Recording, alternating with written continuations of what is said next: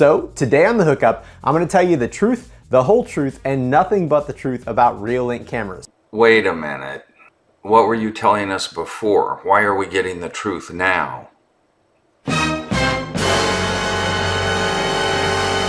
And in some parts of the internet, I am basically a supervillain for ever recommending Reolink cameras to anyone.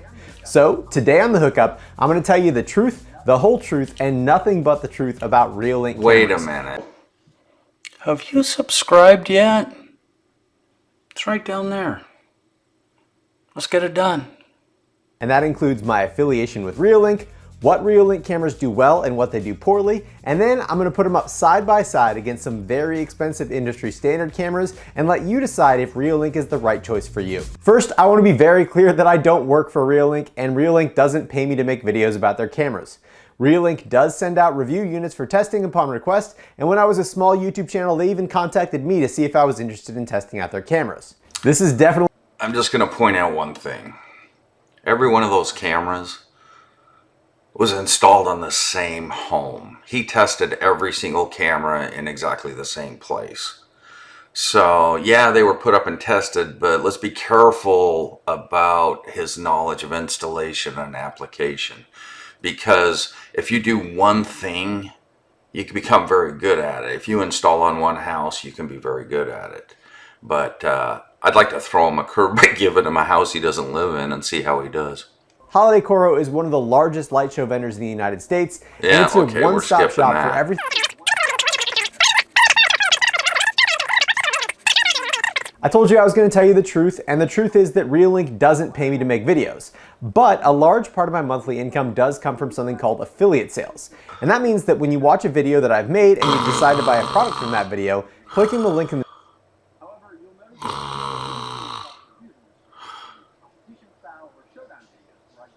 I'd love to learn about the cameras. That'd be cool. So with that in mind, I went into my closet full of cameras and I picked out some popular models from different manufacturers that occupy different spaces of the price versus performance continuum, so you can see how they stack up against Reolink cameras. First, on the very expensive end, I've got the Anki B1200 12 megapixel varifocal camera. Okay. The reason those cameras are so expensive, they're about the same electronics as Reolink and a lot of other really good cameras. It's this. By the time a camera hits retail price, the manufacturer's made a third, the importing distributor has made a third, and then the dealer has made a third. So it's a 300% markup over cost. That's why the cameras are so expensive. Why is Reolink not so expensive? Because Reolink doesn't have distributors, and if they do, there's only one in the US, and then they market directly to the end user. So they might be paying a partial distributor markup, but they're not paying any of the dealer markup, and so they pay, 10 or 15% to marketing and to this guy, or to people like this, and they have a net savings, and they're able to pass the savings on to the customer. And that's why Reolink is less. They have good products. They're just cutting out the normal markup within the industry to get it to the end user. So there is value, and he is correct in a kind of a different way. I've also got the Reolink RLC 810A, a 4K fixed lens camera with a 4mm focal length and an MSR. Okay, I would stay away from that camera right there. if the market retail price is $59 and $85, look. You got 15% marketing, you've got to pay a distributor to get it into the country. This camera, literally the manufacturers probably put $30 into it. It's just the truth. The Reolink RLC 11A has an MSRP of $110, but it's frequently found on sale for around $95. The first thing I want to do is obviously compare their image quality. Reolink cameras typically have outstanding daytime performance, but they struggle at night, especially with movement. So to illustrate this, my test circuit includes still shots at 10, 25, and 50 feet, a running shot at approximately 25. Frames per second. Check this out. Okay, yeah, I can see him. See, I just froze the frame. Yeah, I can see him. He's fine. Look how robotic. Look how you're actually missing fluid movement. What's that all about? Is he so fast the camera can't catch him? No, it's literally only 15 frames a second. That's what he's recording. And so what happens is A good professional camera is 30 frames a second. Hollywood movies are 22 frames a second. But this is what happens when you get down to 15 frames a second. So you don't get fluid movement. We'll start out with the even lighting conditions still shot at 25 feet.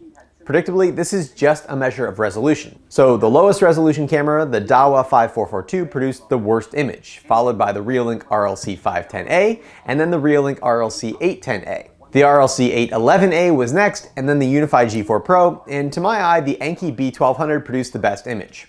Moving on to the running shot at around 25 feet. In this case, the Reolink RLC 510A produced the worst image, and it was pretty blurry. Next was the Dahua 5442, which wasn't blurry, but whatever algorithm they used to reduce the blur completely changed the shape of my face, which seems worse than just being blurry in the first place. The Reolink RLC 810A produced a blurry image, but I could still clearly recognize my face through the blur. Surprisingly, the Anki B1200 was next, then the Reolink RLC 811A, and the Unify G4 Pro did the best here, avoiding blur, but also accurately representing the detail in both my face and my body. The walking shot from 40 feet had similar results to the stationary shot, where the lowest resolution cameras performed the worst. But this time the Dahua 5442 was especially bad, while the Reolink RLC 510A was low resolution but acceptable. All the 4K cameras did well here, but I ranked the RLC 810A fourth, followed by the Anki B1200, then the Unify G4 Pro, and I thought the Reolink RLC 811A produced the best image, reproducing my facial details almost perfectly. So, not surprisingly, when we have good lighting conditions, the Reolink cameras perform way above their price tag. And in these tests, the $110 Reolink RLC 811A outperformed the $1,100 Anki B1200. And it was on par with the $450 Unify G4 Pro. So why did those cameras perform about the same, but they have different prices? It comes back to what I was talking about. It's the way they're distributed. So a good camera should be around the $300 to $400 mark, something really good quality, high quality. But that Anki camera is a Dahua camera, and boy are they proud of those. It's got about the same electronics that the other cameras in. It's just the way it's distributed that drives up the price so high. If you're looking for cameras for indoors, like at a retail store, an auto shop, or the common spaces of an apartment or condo building where the lights are always on, then the Reolink cameras are going to be an unbeatable value. But what about at night? In the stationary test at 25 feet, I would have been able to identify myself using the image from any of the cameras. But I thought the Reolink 810A was over-sharpened, the G4 Pro was missing some of my facial detail, the Reolink RLC 510A was good but low resolution, while the Reolink RLC 811A produced a similar image to the 510 but with higher resolution. The Dahua 5442 produced an evenly lit image that I really liked, but I'm not sure that the person in the image actually looked... I'm just going to say something up front. He's right about all of this. I like this guy. He's honest. And you know what? He does his homework too, which is really cool.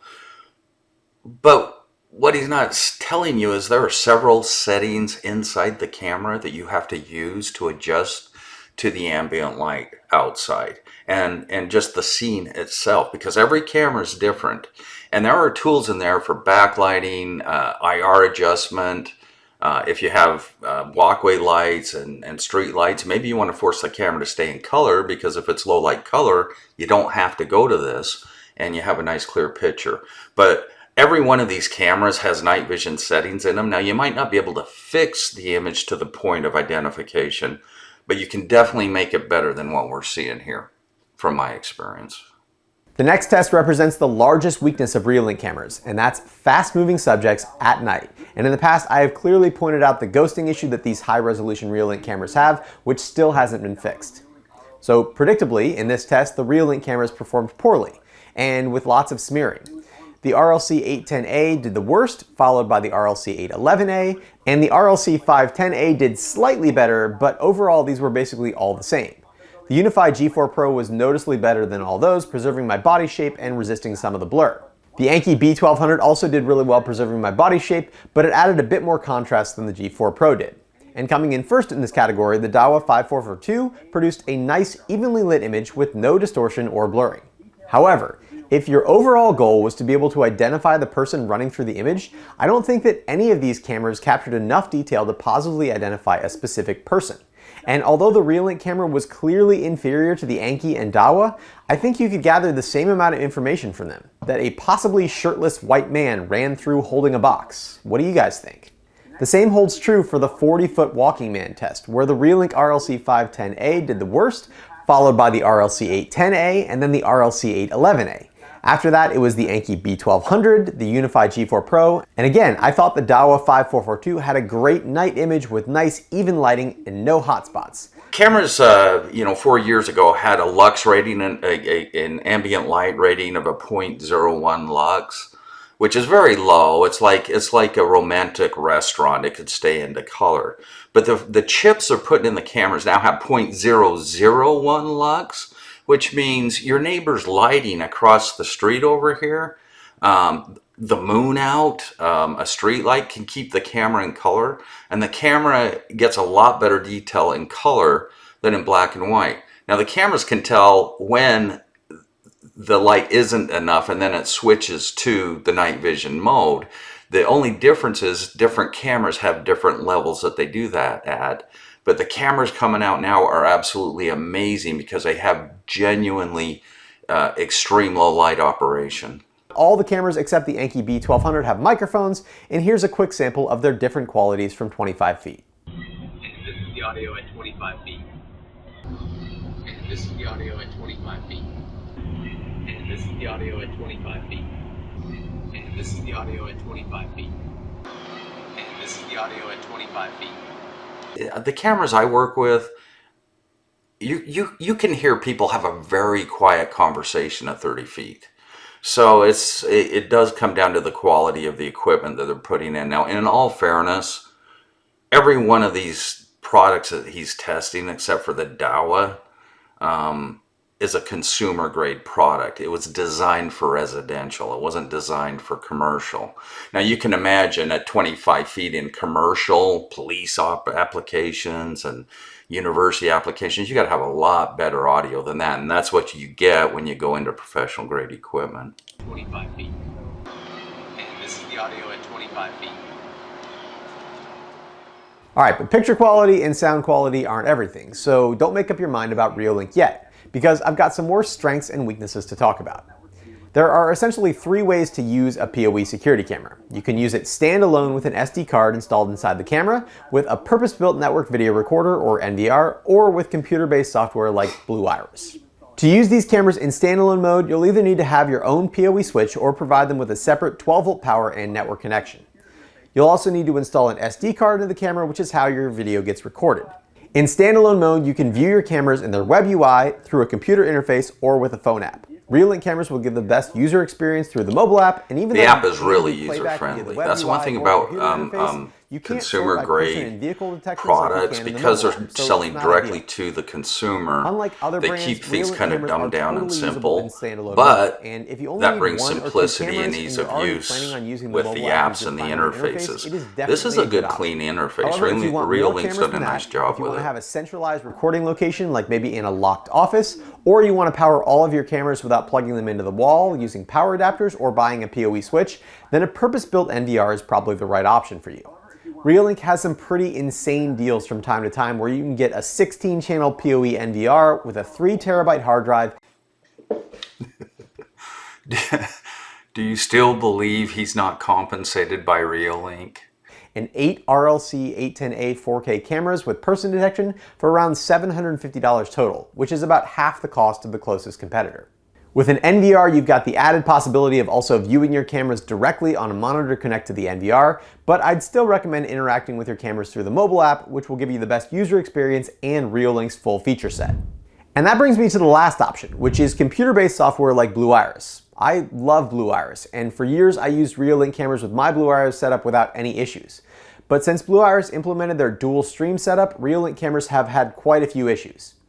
Because I've made videos about Blue Iris and Reolink cameras, I specifically posted a warning message in the description of each of my security camera videos stating that Reolink cameras shouldn't be used with Blue Iris dual stream setups. And I specifically addressed it in my Blue Iris setup video, as well as offered a completely separate workaround for people who already purchased Reolink cameras. I've even been in contact with the Reolink team to help them fix these bugs and get firmware updates. Do you still believe he's not compensated by Reolink? To that end, the most recent Reolink firmware update allows adjustment of something that's called the iframe, which is basically how often an entire still image is captured. For example, if you have a camera that records at 15 frames per second and an iframe interval of 1 second, that means that it records one full frame at the beginning of the second, and then each of the 14 subsequent frames are just any of the pixels that changed from the previous one. Iframes are especially important in Blue Iris because Blue Iris is a third-party software. All they do is sell software, and then they just integrate the different cameras, the most popular cameras, into the software. So it's a computer-based platform. It records to your computer. You are the one setting it up. It does a lot of cool home automation stuff. But you better be a techie, and you better like to mess with software, because you're going to end up with the problems he's telling you right now. This is why this is good advice. I've been doing this 34 years. This is good advice.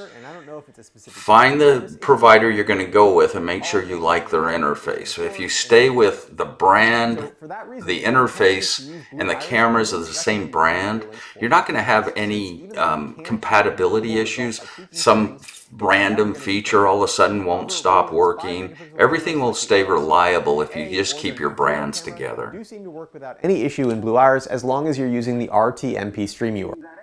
That's exactly what I'm talking about. Who wants that?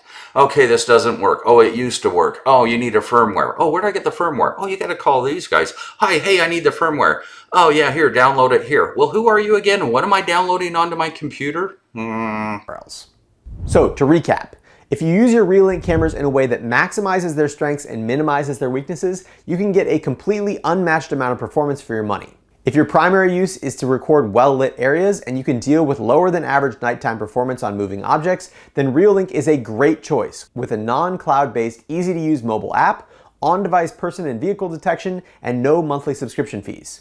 You can use them standalone with an SD card or with a Reolink NVR, and your experience will be great. Do you still believe he's not compensated by Reolink? One last thing, sometimes with less expensive products, longevity is a concern, and I fully agree that it is not worth saving money up front if you're just going to have to replace your broken camera in a year or two. But I have personally never had a Reolink camera fail on me, and of the thousands of people who have purchased Reolink cameras based on my reviews, none of them have reported any issues with broken cameras. Hold on. He's never had a Reolink camera fail on him. You know why? Because it's never been on his house longer than about 3 days for testing. I wouldn't use him as a reference to the longevity of Reolink, because he's never really had a 5-year application with a Reolink camera. So let's take that one and put that comment aside. Despite being inexpensive, Reolink cameras have a great build quality with very few plastic parts, excellent waterproofing, and well-designed electronics that should give you years of reliable service. Then why is their warranty 1 year? That doesn't sound right. We engineer cameras. We have cameras manufactured for us. We beef up the electronics. We go 5 years on our equipment. Don't we want, I mean, how often do you want to buy a camera system? So a 1-year warranty screams that they did do some balancing with cost and quality, because they could have easily built the camera for a 5-year operation. So with that last bit out of the way, I'd like to thank all of my patrons over at Patreon for your continued... I like this guy. Everyone should subscribe to him. It was good information. It was interesting to me. I didn't see anything that was wrong. I just would approach it differently from a real world experience. This guy has reading and book learning experience, and I have ladder experience. That's the difference. And I'm better looking. But he has more hair. Now don't forget to subscribe to us, because if you do, you'll get to see more videos like this.